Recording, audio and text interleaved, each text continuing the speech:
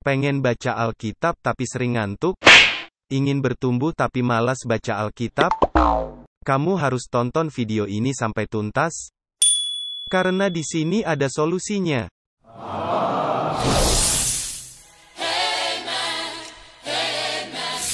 Halo, salam perubahan. Selamat datang di channel Rumah Metanoia. Kami adalah sebuah channel rohani Kristen yang membahas berbagai topik seputar iman dan kehidupan Kristen. Pada video kali ini, kita akan membahas tentang cara mudah memahami Alkitab. Alkitab adalah kitab suci umat Kristen yang berisi firman Tuhan. Namun, tidak semua orang Kristen dapat memahami Alkitab dengan mudah. Banyak dari kita terkadang sulit membaca bahkan mengerti Alkitab dengan benar. Jangankan membaca banyak pasal dari Alkitab, beberapa ayat saja terkadang kita merasa bosan dan mengantuk untuk melanjutkan pembacaan. Itu sebabnya, di video ini kita akan mendapatkan tips dan cara terbaik supaya Anda dapat dengan mudah mempelajari Alkitab dan mendapatkan berkat ketika kita membaca, merenungkan dan melakukannya dalam hidup kita sehari-hari. Ada beberapa hal yang dapat kita lakukan untuk memudahkan kita memahami Alkitab. Pertama, kita harus berdoa kepada Tuhan untuk meminta hikmat dan pengertian. Alkitab adalah firman Allah. Itu sebabnya Alkitab sebenarnya tidak akan mampu dimengerti oleh manusia dengan pikiran kita yang terbatas. Firman Allah harus dimengerti dengan pikiran yang sudah diubahkan oleh Tuhan melalui pekerjaan Roh Kudus. Itu sebabnya berdoalah sebelum Anda membacanya. Doa adalah kunci untuk membuka hati kita sehingga kita dapat menerima dan mengerti firman Tuhan. Kedua, kita harus membaca Alkitab dengan hati yang terbuka. Ketika kita berdoa kemudian hati kita terbuka dengan sejujur-jujurnya, biarkan firman Tuhan mengkoreksi hidup kita apa adanya. Saat kita sementara membaca firman Tuhan, kita ibarat sedang bercermin, sebagaimana ketika kita bercermin kita bisa melihat bagian wajah kita yang kotor misalnya, demikian juga dengan cermin firman Tuhan. Akan ada nanti sifat dan kelakuan hidup kita yang tidak sesuai dengan kehendaknya, yang kemudian akan dikoreksi oleh firman Allah. Dan kita harus siap untuk menerima kebenaran firman Tuhan, meskipun kebenaran itu tidak sesuai dengan keinginan kita.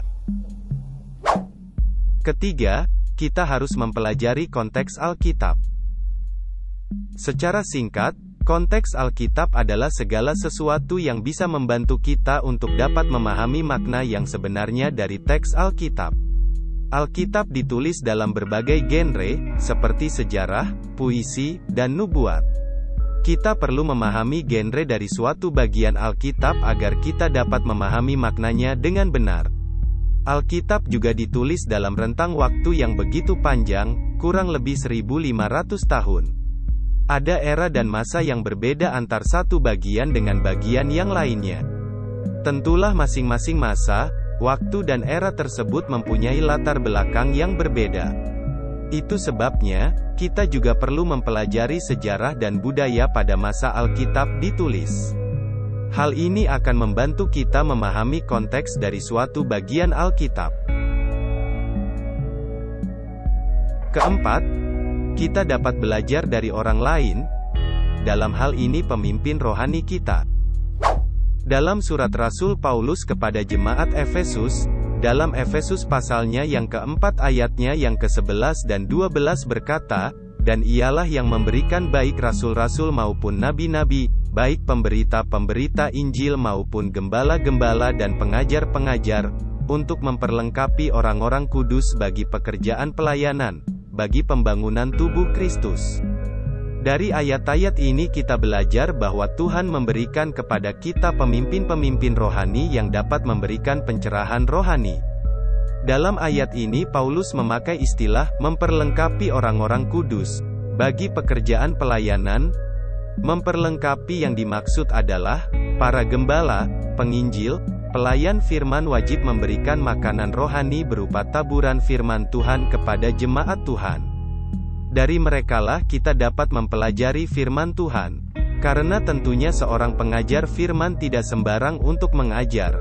Mereka setidaknya pernah mengenyam pendidikan teologi dan mempunyai kehidupan rohani yang menjadi teladan bagi orang lain.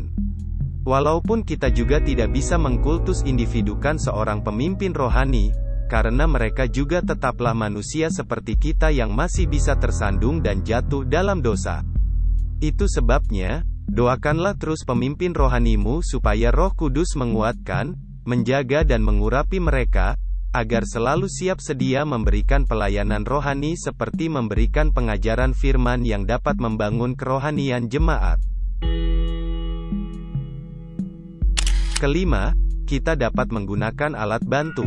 Ada banyak alat bantu yang dapat membantu kita memahami Alkitab, seperti buku tafsir Alkitab, kamus Alkitab, dan konkordansi Alkitab.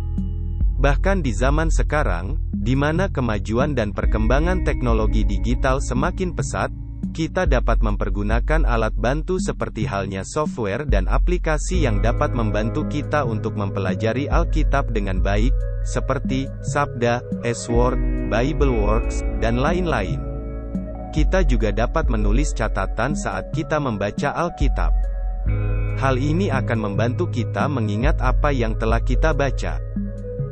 Dengan menerapkan hal-hal di atas, kita dapat memudahkan diri kita untuk memahami Alkitab.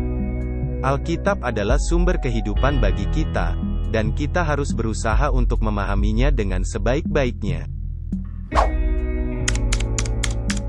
Jadi, ada 5 hal yang bisa kita lakukan, supaya kita bisa menikmati pembacaan Alkitab dengan baik, yaitu, 1.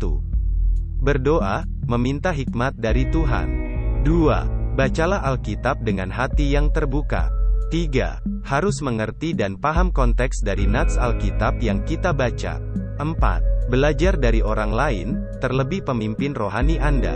5. Mempergunakan alat bantu dalam mempelajari Alkitab. Semoga video ini dapat bermanfaat bagi Anda semua. Dan kiranya Roh Kudus akan membantu dan menolong Anda semua dalam membaca dan mempelajari Alkitab. Tuhan Yesus memberkati. Puji Tuhan. Haleluya.